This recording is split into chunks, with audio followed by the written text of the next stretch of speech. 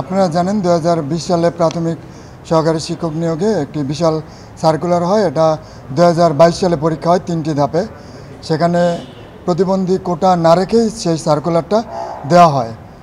এই প্রাইমারি সহকারী শিক্ষক নিয়োগ এটা ছিল 3য় শ্রেণীর নন গ্র্যাজুয়েটেড। এটা আপনার 2টা শ্রেণীতে বিভক্ত। একটা আচ্ছা, তো এখন আমাদের যেহেতু রায়টা বাস্তবায়ন হয়েছে, রায়টা আমরা পেয়েছি আজকে, আমরা খুবই আনন্দিত।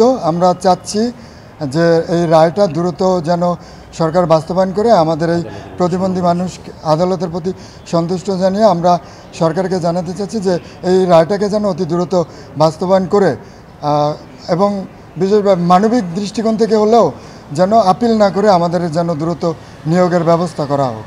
এটাই আমাদের প্রতিবন্ধীদের পক্ষ থেকে এটাই বলা। যে আমি আসলেই ভাবিনি যে সফলতা পাবো বা আমরা সফল হতে পারবো, কারণ অনেক বাধা বিপত্তি অতিক্রম করে আজকে আমরা এই জায়গায় এসেছি। তো আমাদের এই রায়টা যেন খুব দ্রুত বাস্তবায়ন হয় এবং 90 দিনের মধ্যেই যেন আমাদের যে সরকার বর্তমান আছেন তিনি যেন আমাদেরকে নিয়োগ দেন এবং আমাদের যেন কোনো বৈষম্যের শিকার আর না হতে হয়।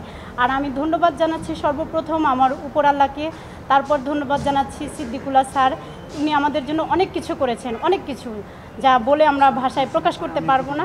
তাই আপনাদের মিডিয়ার মাধ্যমে আমরা সরকারকে জানাতে চাই আমাদের রায়টা যেন খুব দ্রুত বাস্তবায়ন হয়, আমরা যেন খুব তাড়াতাড়ি আমরা নিয়োগটা পেতে পারি। এই জন্য সবাই আমাদের জন্য একটু করবেন। ধন্যবাদ সবাইকে।